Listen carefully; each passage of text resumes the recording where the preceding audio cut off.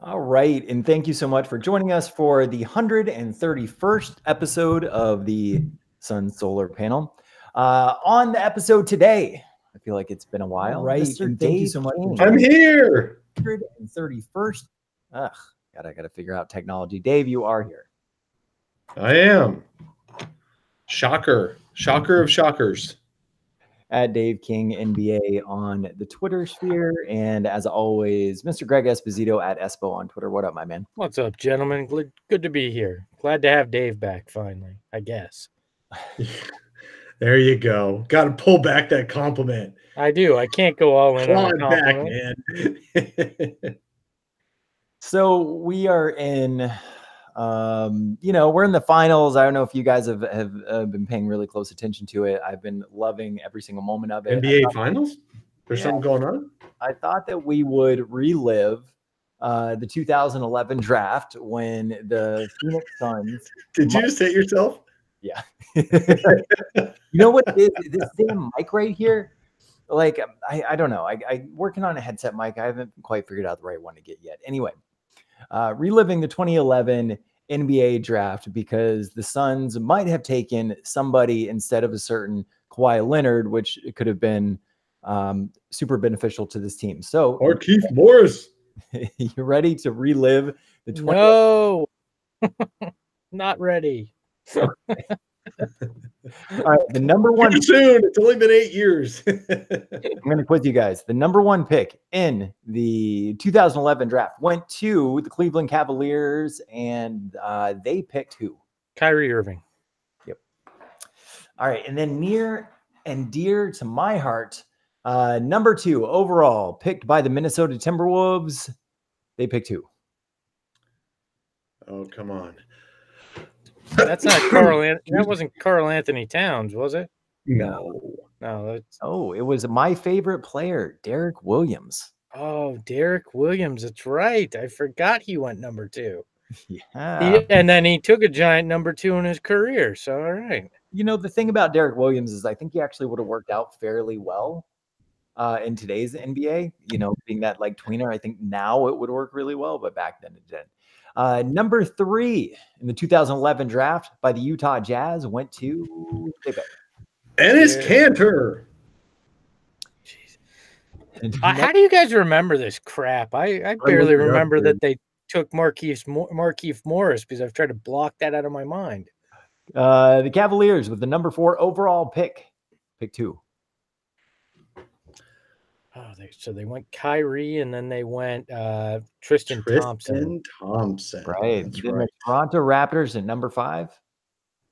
Jonas Valanciunas. That's right. Washington Wizards at number 6. Oh, Jan Vesely. I remember Jan Vesely. because he had a hot girlfriend. That's why I remember Jan Vesely. You remember that part? Yes, I do. Well, not his career. Memorable. So, then Charlotte with the number 7 pick. Bismack Biyombo. And of course, near and dear to any Suns' heart, the Detroit Pistons at number 8 picked Brandon Knight. And if you guys remember back when Jeff Hornacek was the Suns coach, he said he obviously he was really close. He was part of the kind of Jazz organization at the time. I don't think he was back coaching yet, but he was helping out.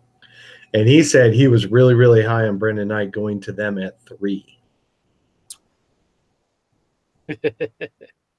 Number 9, the Charlotte Bobcats, as they were referred to back then, picked who? Kemba Walker. Do you remember this, or are you looking at a list, Dave? Because if you I'm looking at a list, dude. Well, what else? We're just going to sit there and stare at you when we go. Yeah, we're spending a hell of a lot of time talking about other people that went before the Suns could even pick them in a draft. Try to fill up some time here. All right, the Bucks. Trying to fill up some time here. The Bucks number 10, near and dear to the Suns' heart, went to. Oh, the guy who tried to stop Devin Booker from scoring 60 this spring. I think he did. Jimmer Fredette. Yes. Come on, Greg. Give it the program. Try. He did. I'm done with. I'm just gonna let you read a list and Tim throw things out while we bore the hell out of the audience right now. Right. So Number 11, Golden State Warriors. They picked. We just watched him play last night. That's right. Klay Thompson. Utah Jazz, number 12. Alec Burks. Phoenix Suns, number 13. The Markieff good old Morris. Markieff Morris. The lesser of the Morris brothers. You know, if I don't know. nobody thought that was the case. They're both kind of lessers. Oh, this is very true, and you got to experience both of them in Phoenix. So as Marcus went next, if you're wondering, Marcus went Houston, next. And then Kawhi Leonard went to the Spurs, traded from the Indiana Pacers at 17. There you go.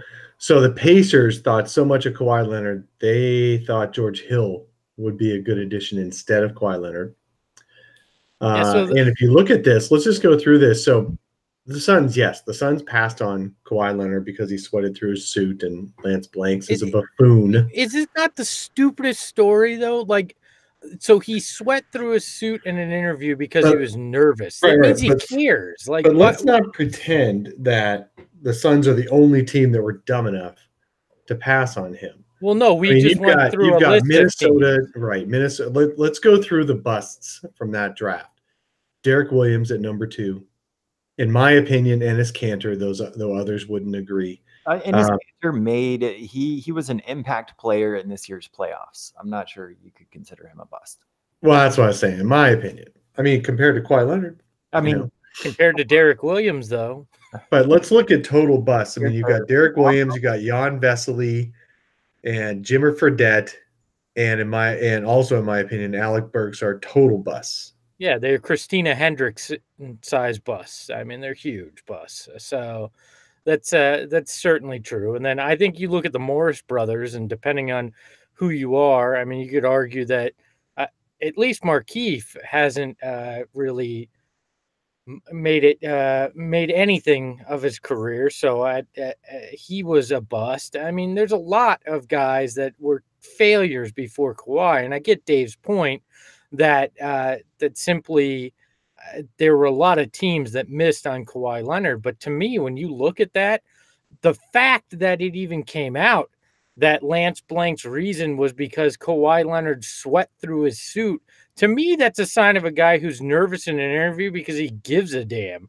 I can imagine Markieff Morris walked in with a hell of a lot of confidence and said he was the best player in the draft. And I mean, basically a used car salesman with that kind of pitch. So I don't know how that's any better than a guy that seems to care by sweating through his suit. I mean, and it's pretty clear now. I mean, years later, we all know that Kawhi Leonard isn't exactly the most sociable of guys. He's a very quiet guy. So I don't know, man. Evaluate most of what you do on basketball, and don't read too much into a guy being nervous during his pre-draft interview. I think is what the moral of the story is with all of that. Kawhi Leonard also was not exactly any sort of a offensive player at the time. I mean, Jimmy Butler went 30th. Like there were. It's hard to gauge how a player is going to develop. Well, I mean, and I think that's very clear. You're lucky as a GM if you bat 500 in your drafts. So, I mean, it's not to your point. Yeah, Jimmy Butler went very late in a draft. Kawhi Leonard's offense wasn't necessarily there. I mean, there's a lot of factors. But to me, it's just, looking back in retrospect, it's always easy to pick out the major mistakes, but the fact that Lance Blank's that reasoning came out and that it was a confirmed story is enough to just completely be embarrassed that man called himself the general manager of the Phoenix Suns for any amount of time, let alone, I believe it was 3 full seasons. So I can't believe who was the GM of the Kings at the time? We remember? I There's don't that guy remember. who was the GM forever. I just can't think of his name. Was it Jerry Reynolds? Maybe. But I mean, taking Jimmer Fredette over Kawhi. Well, but I mean, Jimmer was coming off of Jimmer Mania. It was that's a guy that you think you can market around. Like, I get the Jimmer fascination because Washington taking Jan Vesely. I don't get Jan Vesely. But we see it over and over again. I mean, There's Nicholas Skizvili. We say was way back in the day. I mean, taking a chance there. I get you're buying a lottery ticket with a guy like Jan Vesely. Fine, if you want to step out on a limb for that. But there's a lot of misses. You're always going to have a lot of misses in the draft. And at the time, that's why I hate grading the draft the day after. Right. Like people act so damn confident about their drafts that of people or grades of people's drafts the day after. And then you look back at any period of time later, even a year later, most of them look ridiculous. I mean, hell, I went back through my Dragan Bender, Marquise Chris draft tweets and threw a few samples out from last night from what I said back then. And I mean, you just look like morons when you talk about drafts most of the time because it's a ridiculous amount of luck involved in it too. Yeah. You're making projections about a guy for the next 10 years. With a small sample size of who they are as people and trying to understand who they are as players at a different level and how it'll translate to the NBA game. Well, let's talk about that a little bit. I mean, first of all, the 2016 draft was possibly historically one of the worst drafts. But at the time, Dragan Bender and Marquise Chris were considered among the top 8 only really draftable players. At the time, people said, yeah, clear top 8, clear shelf between the 8th best talent prospect in the draft and everybody else. And just taking a quick look below. So basically the top 8 being Ben Simmons, number 1, Brandon Ingram, number 2, Jaylen Brown, number 3, who I really wanted, but he went right before the Suns. Then Dragan Bender, Chris Dunn, Buddy Hield, although he's probably be okay being called Body Healed, Jamal Murray, and Marquise Chris. Well, who were some good players that went after those guys in that draft?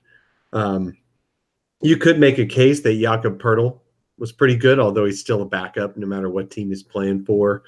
You got Domantas Sabonis, who turned out to be a very good player offensively and rebounding-wise and all that. But really, there isn't much else after that. Karis LeVert turned out to be pretty good later in that draft. But he was injured most of his senior year, and so he was one of those unknowns that people all waited on. And that wasn't a great draft.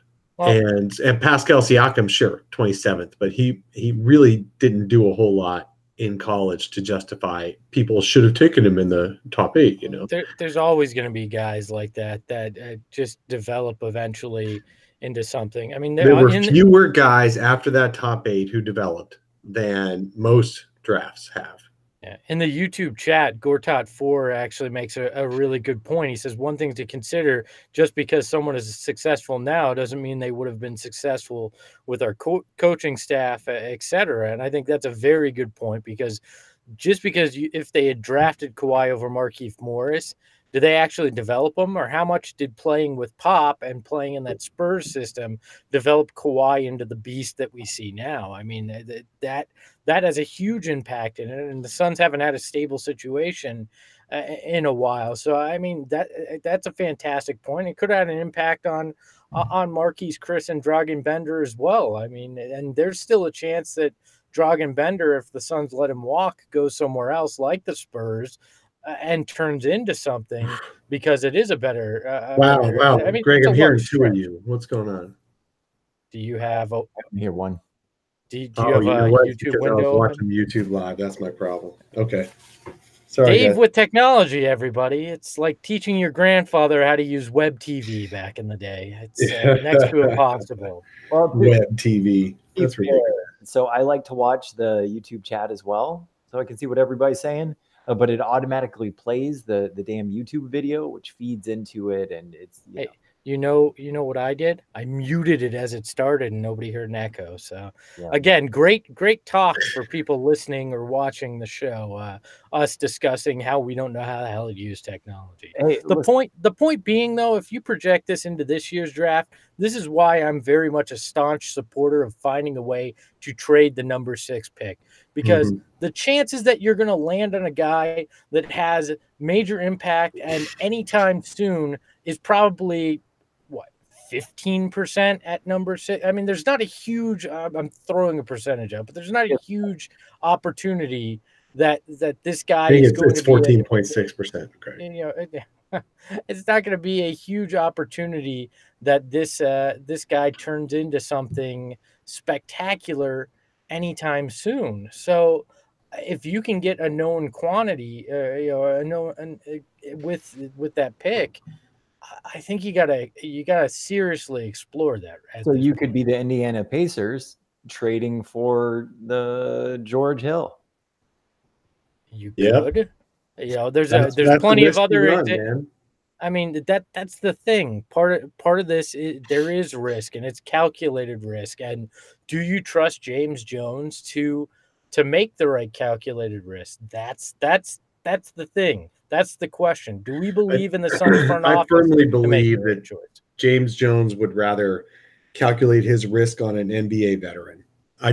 James Jones is the exact GM that would trade George Hill for the draft rights to a Kawhi Leonard or that pick. Or what, number 13 or 14 or something at that time, Yeah. Like realistically, your chance of hitting on that number 13, number 14 is very slim. You're right. They just and they also had Danny Granger at the time, which I think is worth noting because that was the Pacers did, yes. Yeah, the peak of his career when he was 20 plus points a game, and it wasn't a bad trade. Didn't work out, but right idea.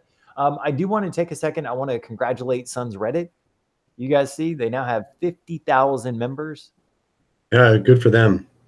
Absolutely. Congratulations to my favorite keyboard warriors on the internet. Yes. All 50,000 of you, I personally thank you. All right, so I do want to thank our new $10 subscriber, Byrome Hess, for donating to the show, supporting the Sun Solar Panel podcast. Byrome, he hit me up with his address, so I'm personally going to send him some Sun swag.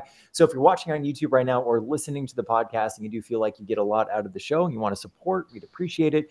There's a $1 option, a $5 option, $10 option. Do the $10 one, I'll send you some Sun swag, but the $1 option really does go a long way. So again, thank you so much, Byrome.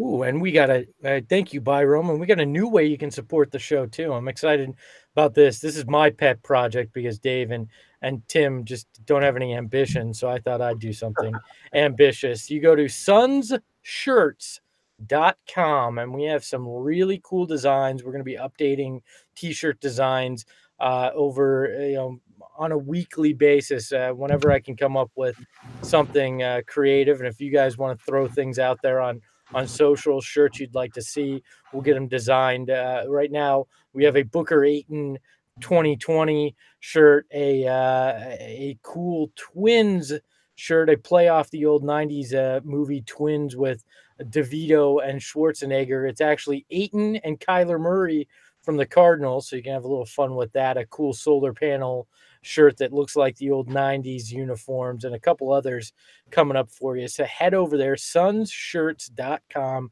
You can buy shirts, hoodies, anything that you'd like to wear, and we get a portion of those proceeds, which helps us continue to do the show. And you get to wear a cool shirt, especially if you're going out to Summer League. It'd be cool to see some of those out there. So speaking of Summer League, you guys talked about this, I believe, on Wednesday's show, if not last week, but yeah, we're definitely going to do a Summer League meetup on Saturday night again. And that's Saturday. It's actually July 6th. Friday's the 5th. Saturday's the 6th. Yep. And so we are going to do Saturday, July 6th, Saturday night. We don't know the Sun's schedule yet, but last year it worked out awesome. There were 20, 30 people that showed up. And this year, I think if we talk about it a little bit more, we'll get even more people making the trek up to Vegas. It's just a 4 to 6 hour drive, maybe 2, depending on how fast you drive. And if you can get quick from flight. Phoenix to Vegas in 2 hours, I will personally buy your drinks on Saturday night. All you got to do is tell Greg, because he can't prove it otherwise. So Greg's buying your drinks. If you guys heard this, tell Greg you got there in 2 hours. I want a picture of your speedometer going 200 miles an hour. That's the only way I'll believe it. By the way, Dave's requested we do it at the Thunder Down Under show, so we're debating whether we do that or not. So yeah, but if you want to head on over, it's really cool. Let's perpetuate that. Yes, let's keep that one going. If you want to RSVP though to our Suns fans get together at Summer League, just head on over to our Facebook. And the event's up there. So I thought this was kind of interesting. The Suns have officially traveled all the way to Texas to go ahead and do a private workout with Jarrett Culver out of Texas Tech. He's a guard, 18 points, 30% from 3, 4 assists, 2.7 turnovers, 1.5 steals. Worth noting that he came to other teams. The Suns went to him. You guys have any takeaways from that? Yeah, let's enter into Espo's pure speculation mode. All right, no sources here, so don't act like this is news. But my guess is he feels like he's going to go before pick number 6. So he said, if you want to watch me, you got to come to me because I'm not. He's going to visit teams that are later than that. Well, then he doesn't want to come to Phoenix. Is my no? guess. I think it's here's the deal. And we got our Ashley Neville, who helps out with Bright Side of the Sun. She's got some sources. She has some connections with players and agents and things like that. And she says that it was the Suns who asked to go meet him in Texas. Interesting. So because he's the day before he's in another city visiting a team, and the day after he's in a city visiting a teams, and he's visiting teams before and after the Suns pick. So the Suns actually requested to go to see him in Texas because they want to see him in his environment. I just watched a little interview of him with Shams Charania, and Culver is actually pretty religious, which I don't know if that's a connection that Monty Williams wants to make or anything like that, but he looks like a really nice kid who's really focused on just being a human being more so than a player as much. And it's possible that Monty Williams wants to do things a little bit differently this year. We may hear that they're going to go visit other teams other players as well who are in line for the 6th pick in their home environment, because he wants to see what Culver's family's like. He wants to see what the school situation is, because he's visiting him at Texas Tech, because Culver is still there physically locally. So I think that's interesting if that's true, but that is what I heard from from Ashley's sources, which from Ashley through her sources, which are on the players' side, not the Suns' side. Yeah, honestly, though, I don't mind that strategy. And thank you, Dave, for correcting my wild speculation. I mean, it's still possible that he has said, "Screw you, Suns. I don't want to go there." It's possible. It really is. But I actually don't mind the strategy if it is a strategic thing that James Jones and Monty Williams are doing. Trying to go see these guys in their own environment isn't a bad thing. Plus, if they're still on the campus, you can go talk with the head coach, talk with some of the people that are around him, understand how a guy really is. It's probably a better way to do your homework than the meat market that is a draft workout at the arena. When you have 6 prospects in and they're all playing each other, or even if it's only 1 or 2 when they're going against cones and coaches, what are you really learning in that? By going to the guy's actual home environment, you get a chance to at least learn a little bit more about him, which may actually help you not make a giant mistake or a giant miscalculation on a guy's character or work ethic, because you're seeing him in an environment they're comfortable in. I don't mind that if that's the legitimate strategy going on here. What I wonder is, if you go with a guy like Culver, are you saying Point Book is actually here to stay? Right. Because he's really a shooting guard. Right. No, he's definitely a defender shooting guard. He would slot in a lineup in that combo guard. He can handle. He can create his own shot. He can make passes. He's actually a better passer than some of the point guards that are in the in the kind of listed in the top 10 potentially, but he's definitely a combo guard who's a more shooter guard than a point guard for sure. Yes, I think that means you're committing to point Book, but you're putting defenders around him. Okay. I actually, ironically, I'm sitting here and I just got a text from one of my sources who said this isn't all that strange to go visit a guy in the range of the pick that you're in his own environment. It's something that's happened with the Suns in the past. It's something that that other teams do. So this isn't a strange thing. We may not hear about it a lot. This may have been one of the few times that this has actually come out. So, so my sources confirm that this isn't a bizarre thing to happen. Okay, so there's your sources. One person. I like that. Yeah, I do have a source that is confirming this isn't and is watching an odd the YouTube thing. live apparently. No, it was a text, and I get my text on my MacBook. So it was a text I sent out yesterday that ironically, while we were talking about it, just got the response. So should the Suns take best player available, even if that best player available is a shooting guard or a small forward? Are they still at that point of their rebuild? God. I wish I knew. Like, the thing is, we still don't know what James Jones or Monty Williams' plan is in any way. We don't know what the offense is going to look like. We don't know what James Jones' vision for the roster is. If his plan is to trade a bunch of these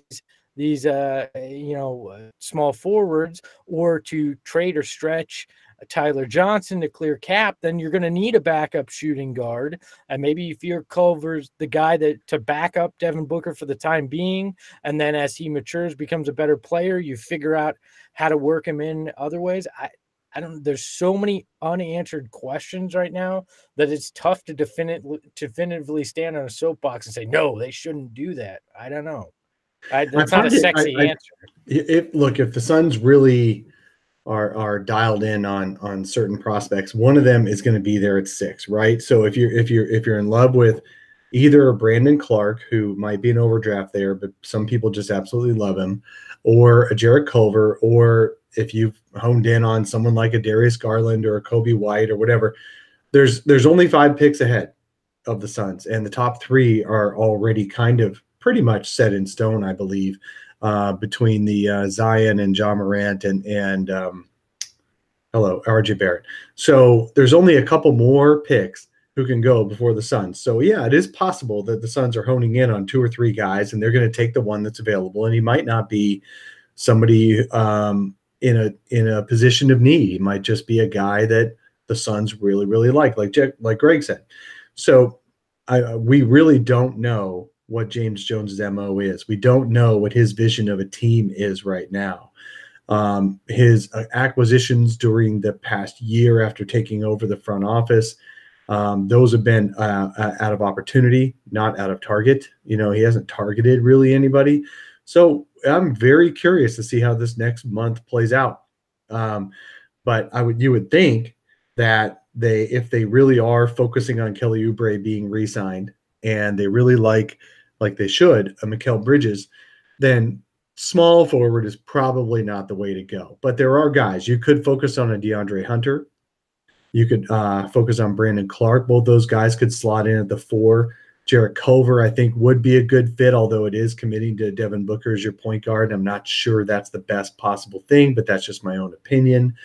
They could fall in love with a Kobe White, who is a pretty good shooter. He looks a lot like De'Aaron Fox, so if you have Fox envy, then you might want to do a Kobe White, just hoping and praying for that same kind of impact. There's a few guys the Suns could be falling in love with. I really hope they don't fall for Darius Garland. I'm really praying on the Lakers being dumb and taking him at 4 so the Suns don't have a choice. But other than that, or really hope they don't fall for a Cam Reddish just because he's 6'9". Because he looks to me like he's going to average 4 rebounds a game for his career and not really be any good at any one thing, because the dude can't even get to the rim from what I remember and watching him in college. So Cam Reddish is my worst nightmare as the Suns pick at 6, but so far I haven't heard anything leading us to believe the Suns like Cam Reddish.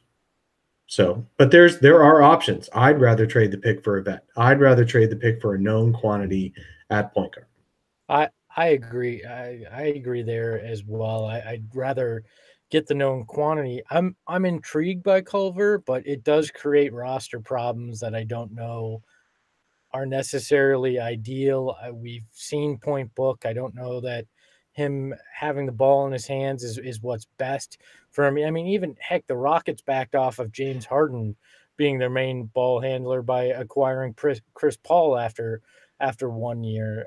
You can argue how that worked or not, but I still. Chris Paul just got old. I mean, they also had Pat Beverly before that, so. Yeah, but Harden was primarily running your. Yeah, they still running your point. I mean, his usage rate was really high. Derek Helbert on the YouTube chat says, "No Point Book, he will get hurt too often." That may happen regardless. No, I agree. I've never been a big fan of Point Book, and people don't give this a lot of credit, but it's a lot of pressure being the guy who's in charge of running the show because you're not focused on yourself. You're focused on everybody around you. And that's when injuries happen, is because you're not, it's tough being the lead guard, and Devin Booker is not a natural as the lead guard. And when he's got to score the 25 points and he's got to do all the leadership things, that's just not a natural for him. And that's why he gets dinged up, nicked up, dinged up, dicked up, whatever it is. However it works. They're all negatives. And so, yes, I agree that if you make Devin Booker your primary ball handler, who's got the ball in his hands, bringing it up 70% of the time, he's going to be a nicked up guy his entire career.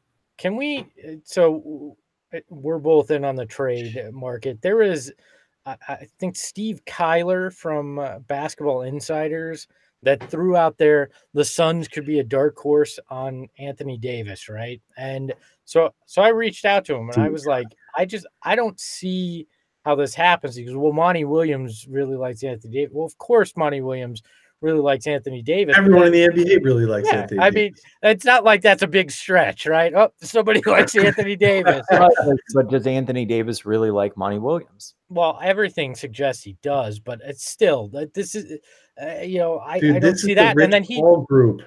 Yeah. Well, and then he tried to convince me that the Suns could do it without including an Ayton or a Booker.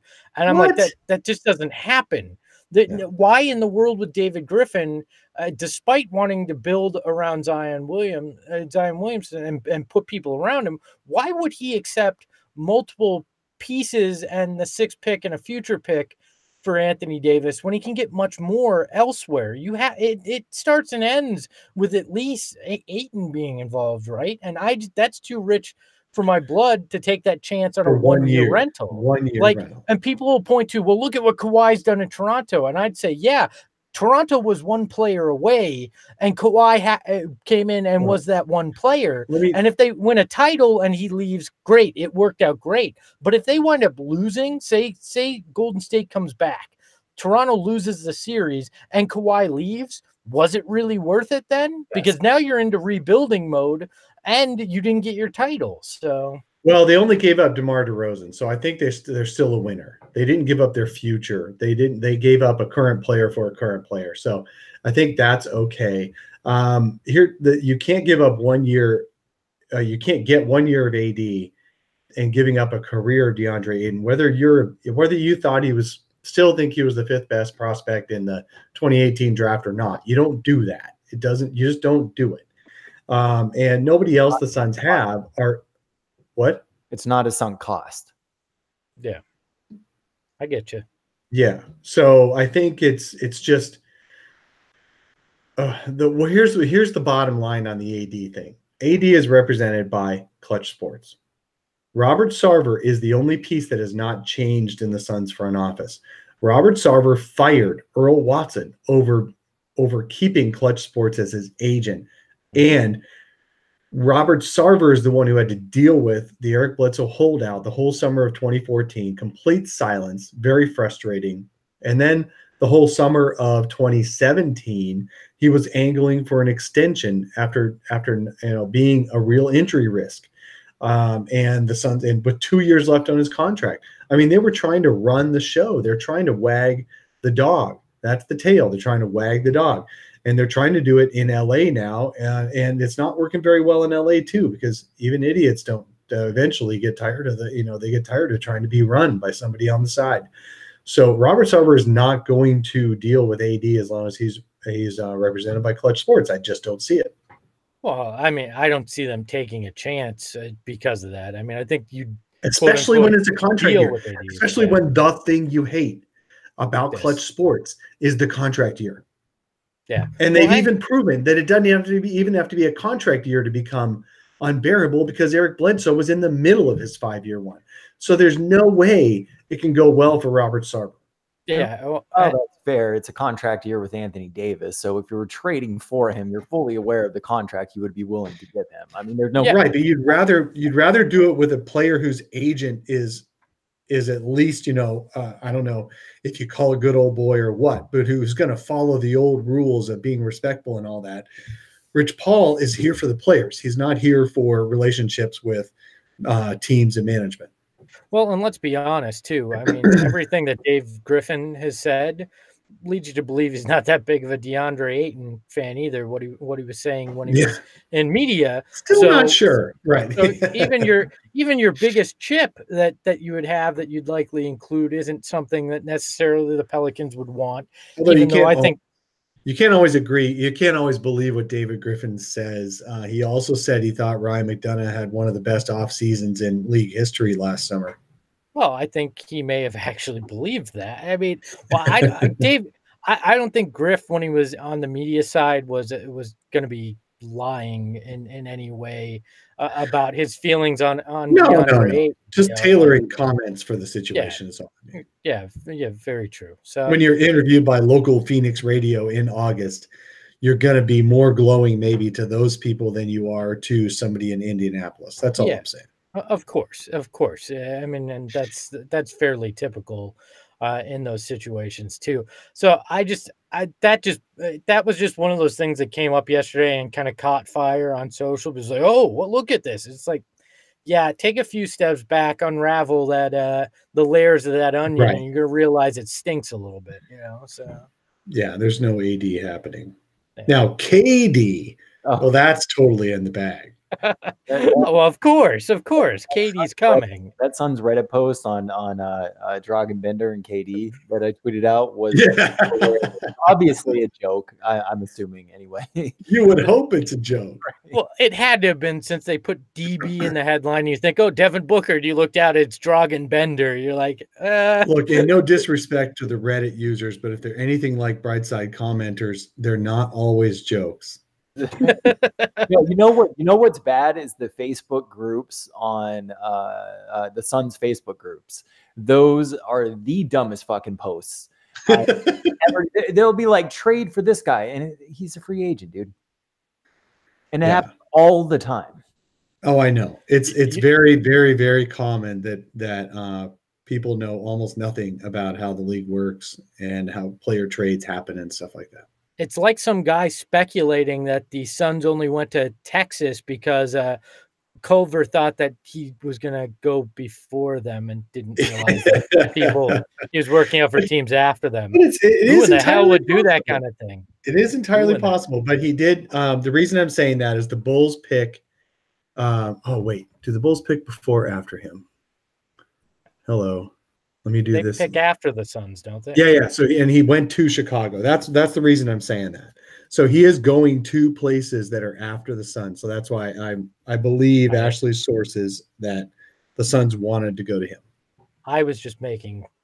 I wouldn't be surprised if he actually has a private workout in Phoenix too before the draft. A lot of that happens too, because I think you can work a guy out twice, right? There's two windows. There's something about Watson talked about it a couple of years ago. You've got a 24-hour window and a 48-hour window that you're allowed to see guys up to 2 times in a private setting.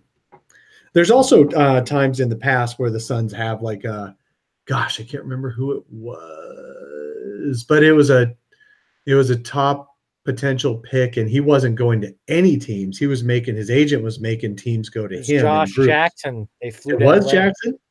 They flew And to yeah, LA the for Suns Josh had to go to Jackson. Sacramento to see him, right? Or Sacramento. You're right, because remember that was when they blocked Boston from seeing him. We all thought it was a shrewd move, and then it really just screwed the Suns over in the end. Danny Ainge is like, yeah, that was shrewd. Danny Ainge just sent an empty plane to make them think that they pulled one over on him and turned it around. So, oops. Have we talked about the Suns hiring Steve Blake as an assistant coach? No, we haven't talked about any of the coaching staff. I find, I don't know what you guys think, but Mark Bryant, Willie Green's rumored to be part of the staff, Steve Blake. You look at this, and it's obviously a focus on bringing in former players not that far removed from their career. I think they're building a hell of a big three roster right now, a team that could probably still compete in that league. But does it actually have an impact on players? Do you guys think that hiring a coaching staff that isn't that far removed from an NBA career actually, helps connect with these guys? Now, Mark Bryant's a little far removed. Was very closely removed from an NBA career. Yeah, but he was the head guy. I get how that doesn't. Are you just talking in general former NBA players versus guys who never played the game? I think a little both. Does that help? But does this younger generation of players give a crap that Steve Blake played in the NBA for multiple years, or do they even know Mark Bryant played in the game? Like, I don't think any of those guys personally, although none of us are NBA players, so we don't know. But I don't think those guys really care that whether somebody played in the NBA or not. What the difference is how the coach who used to be a player uses that experience to be a better coach, and maybe that makes you a better communicator. Maybe that helps you give insights that guys who never played the game can't give. So there are former never played NBA in their past that are awesome coaches, and there are former NBA players who are terrible coaches. So it doesn't really, I think that only helps inform the individual who is now a coach in becoming a better coach or not. The interesting thing is all these guys have connections to Monty Williams, so at least he's familiar with these guys. There's a trust there. The most interesting thing to me about it is Steve Blake now becomes the best Sun under contract at point guard, which he's more talented than any point guard they have right now. There are some players who I really, really, really disliked in their careers, and Steve Blake is one of them. And only not because he was an ass or anything like that. Great guy. He made about 90% of his shots against the Suns. It was just unbelievable. So he's how much of a killer he was. So like Iman Shumpert. I haven't even identified that Iman Shumpert situation as maybe I'll pay attention more now that you said it. But no, Steve Blake just killed me. He's not doing it anymore, but man, he's dropped like 30 on the Suns a couple of times. I mean, in the end, assistant coaches can have an impact on development, but if Monty's not running it in a way that sets them up for success and sets the entire roster up for success, it doesn't matter who his staff is. I mean, that's. I just posted something on Brightside this morning and talking about speculating on who might go to Summer League and who wouldn't, because you wouldn't think DeAndre Ayton would want to play in Summer League this year. However, Devin Booker, who was also first-team All-Rookie, did play a few games in his the summer after his rookie year. And really, the more I thought about it, even though Monty Williams is not going to be coaching in the Summer League, he's going to be coaching in the Summer League. You know what I mean? Like, he won't be named as the guy on the sidelines who's calling the plays and doing the substitution patterns during the games. And Monty Williams is going to be there during Summer League, along with the new coaching staff. And if I'm DeAndre Ayton, who loves being in the gym, and Mikal Bridges, who hasn't left the gym since the end of the year, I'm definitely going to be there in Summer League, and I'm going to be on that roster. My guess is Willie Green's going to be the head coach, right? But all the other assistants, they're going to be helping Willie Green, and Monty Williams is going to be there. He'll just be 5 feet away from those guys. Monty Williams called DeAndre Ayton this week a beautiful canvas because he got a chance to work out DeAndre Ayton a little bit at the facility, and to me, that was probably the most exciting thing I've heard involving Monty Williams since the hire, because he looks at DeAndre Ayton and he said, I worked with him, and I'm paraphrasing obviously, but I worked with him, did a few things, and he picked it up really quick. I'm so excited to see what Monty Williams can get out of DeAndre Ayton and what his plan is. Are we going to see DeAndre Ayton shoot more? What does he want to do with DeAndre Ayton? What is step 2 of the DeAndre Ayton evolution look like under Monty Williams? To me, the step 2 of the DeAndre Ayton evolution is maturity and focus, not necessarily building skill sets. DeAndre Ayton can do just about anything he wants to on the court. The issue is knowing when to do one thing or two things, or what to do when is his problem. And some of it's instinctive scoring and stuff like that, because it's just natural, it comes to him, and some of it is not, which is just about anything else. So I think the key to his development as a great player is getting a coach who connects him to the game. Like there are things about DeAndre Ayton that are just fun. He's a kid. He's still a kid.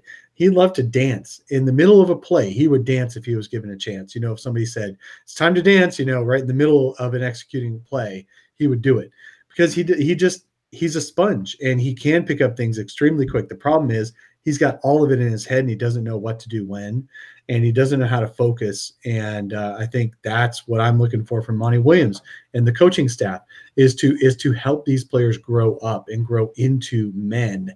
Because DeAndre Ayton is not a man yet, and I'd love to see that happen. And that's why I'd love to see him play 1 or 2 games in summer league and kind of be the leader in those games, and then be the leader on the bench, helping these guys as well, and kind of start to learn that under Monty and this coaching staff. Yeah, I don't even necessarily need DeAndre Ayton to be the unquestioned leader on the floor or anything like that.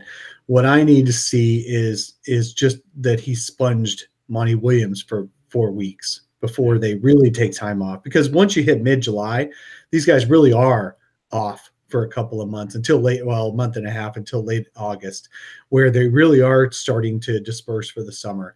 It's through mid-July that they all stay focused generally every year. And so I'm hoping DeAndre Ayton gets the most out of that by being on this roster and being in the lineups.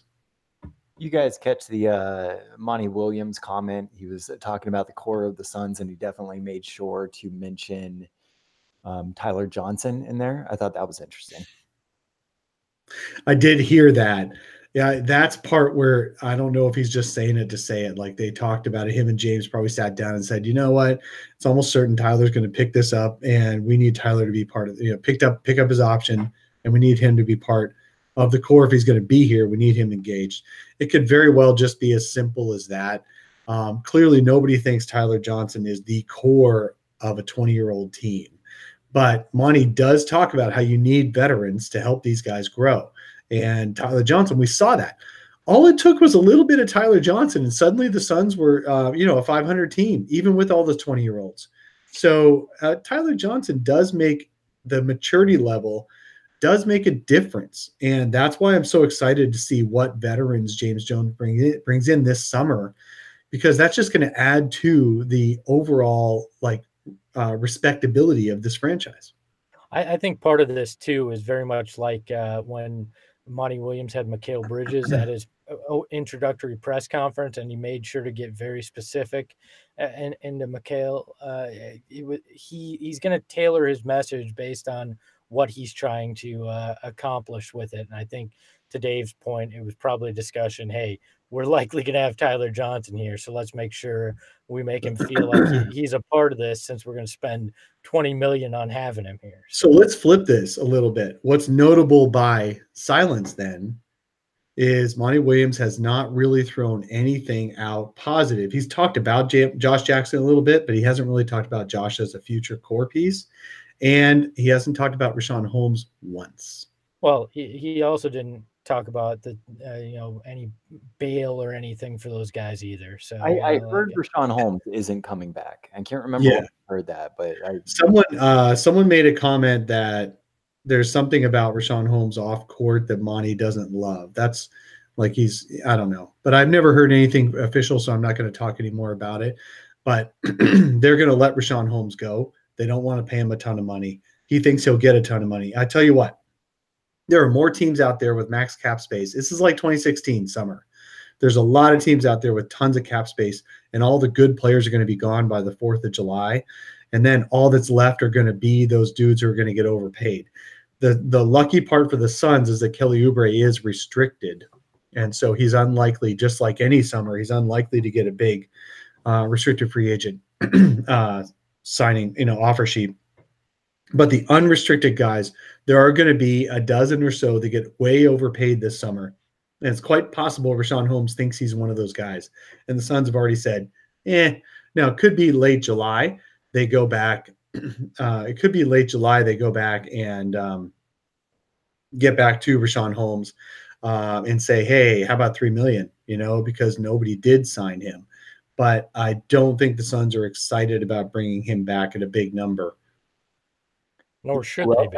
has some cap space this summer? What's that? You know who else has some cap space this summer? Who? The Nets. The Nets. Oh, especially now. Hey, so anybody who wants some other team just to absorb Tyler Johnson, look at the price that the Nets paid to get somebody to absorb. 2 first-round picks, which I actually think is really funny because finally when the Nets start getting draft picks, they're like, we don't want them. Well, different general manager than who acquired. No, he was actually I'm buying just saying, first-round. Sean Marks spent a couple of years buying first-round picks, like he bought the Karis LeVert pick, things like that. And then, yes, now he's trading them away to clear cap space so they can go for veterans. This has a potential not to work out well for the Nets. It does. I'm sure they've gotten some assurances from Kyrie, though.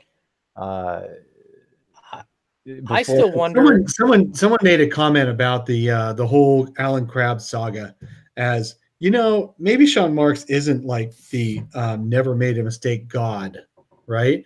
First, he makes a big offer to Alan Crabb that doesn't get matched, and then he ends up acquiring the dude. And the dude is just like Tyler Johnson in that he's got these huge pay years, $18-20 million he's making now when he's not that kind of player, but that's the kind of offer that Sean Marks made to hope to get the Blazers not to keep Crabb. And then he ended up acquiring him anyway. And now he's trading him away for 2 first-round picks with 2 first-round picks. Okay, well, let's turn this to the Suns, though. If you're the Suns and you can trade Tyler Johnson and the 6th pick and maybe some future pick or another asset to clear that space because you now know D'Angelo Russell would sign with you if you had the space. Would you sacrifice those assets to make that kind of move? Well, he's restricted too, isn't he?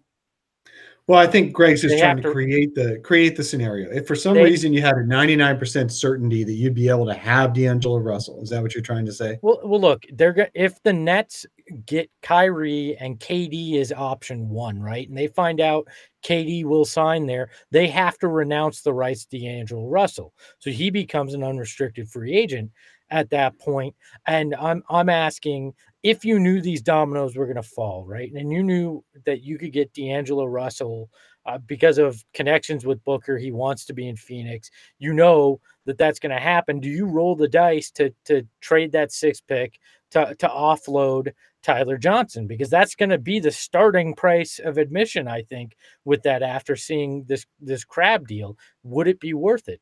Would you take the chance? Yes. I'm not a big fan of the number 6 pick. So in this draft, it's a bad overall chance of a really good player. Now, if you're really in love with Jarrett Culver, you take Jarrett Culver, for example. But in general, the value of I'm not in love with D'Angelo Russell either, but I get what you're saying.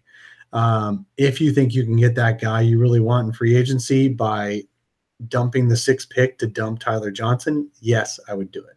I'm going to be in the camp that says no, because I'd rather just trade that 6th pick for Spencer Dinwiddie. Cheaper option, not that much worse than D'Angelo Russell, means you don't tie that much up in your backcourt. And I think if you have Russell and Booker as your main money that's tied up there, you've got just an awful defensive backcourt. And I think if you can get Spencer Dinwiddie for the same price there in trading that pick, I'd rather make that move. Well, it depends on whether or not the Nets would be willing to part with Dinwiddie for the number 6 overall pick. Yeah, I mean, what do you guys think of Dinwiddie on social media this week? Going, I guess that's out. He's an MVP. His Twitter feed is a must follow for any NBA fan. I don't care if he comes to Phoenix or not. It is spectacular how funny that guy is and how much he's willing to say. He and Jared he's Dudley, real and he's spectacular. Exactly. Fantastic Seinfeld reference. He and Jared Dudley must have been hilarious in a locker room together too, because they're two of my favorite follows on Twitter. Neither of them care what they say. Spencer's a little funnier though. I'm not gonna lie. And so on that note, going to go ahead and wrap up this episode of the Sun Solar Panel Cleaning House Items, Saturday, July 6th.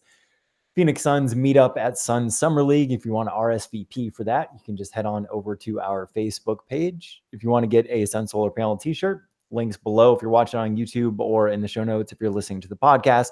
And if you want to support the show, just hit the support the show button. Other than that, we will be back Wednesday at 7 p.m. Arizona time for a short midweek episode. Later, guys. All right. Have a good weekend. Bye, Suns fans. If I hit my glasses on this mic one more fucking time, I swear to God, man, I'm gonna explode. So embarrassing. Later, guys.